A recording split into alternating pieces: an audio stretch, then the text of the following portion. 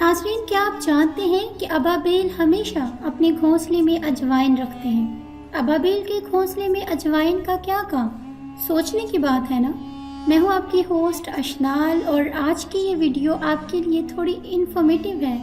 नाज़रीन, माँ का लफ्ज़ ही अपने अंदर एक मिठास और अपनायत रखता है, तो ज़रा सोचिए माँ होने का एहसास कितना खूबसूरत होगा।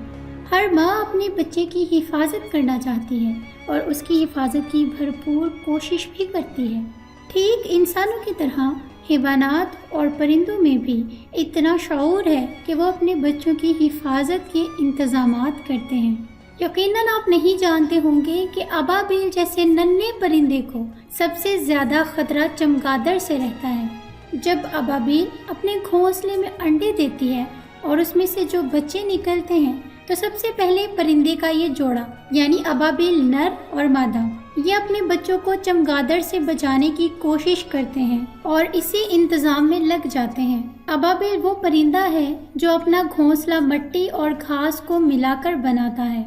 फिर इस घोंसले में अंडे दिए जाते हैं और मादा अबाबिल इस घोंसले में 4 अंडे देती है। अंडे दे देने के बाद नर और मादा अबाबिल को अंडों की हिफाजत की परेशानी लाहक हो जाती है। इसकी हिफाजत के लिए वो क्या तदाबीर इख्तियार करते हैं, चलिए बताते हैं। बात कर रहे थे हम अजवाइन की।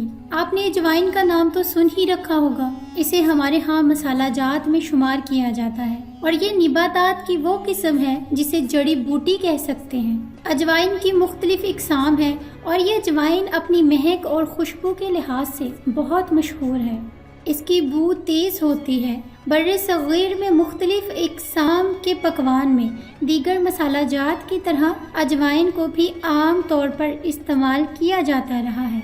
आज आपकी इन्फॉर्मेशन में थोड़ा सा इजाफा होगा ये जानकर कि ये अजवाइन जड़ी बूटियों के तौर पर काम आने के अलावा पकवान में तो इस्तेमाल की ही जाती है, मगर ये अजवाइन अबाबिल के बच्चों की हिफाजत भी करती है। सदियों पहले अल्लामा कमालुद्दीन तमीरी ने अपनी मशहूर तसनीफ किताबुल हैवानात में मज़कूरा हैवानात यानी अबाबिल और अजवाइन से मुतल्लिक लिखा था कि बच्चे निकलने पर अबाबिल इस पौधे की टहनियाँ अपने घोंसले में रख देते हैं। अजवाइन की बू चूँकि बहुत तेज़ होती है, उसी तरह उनकी टहनियों की बू भी बहुत तेज़ होती है और इसी खुशबू की वजह से चमगादड़ उस घोंसले के करीब नहीं जा पाते। अब शायद चमगादड़ को खुशबू से एलर्जी है या फिर शायद अजवाइन से एलर्जी है।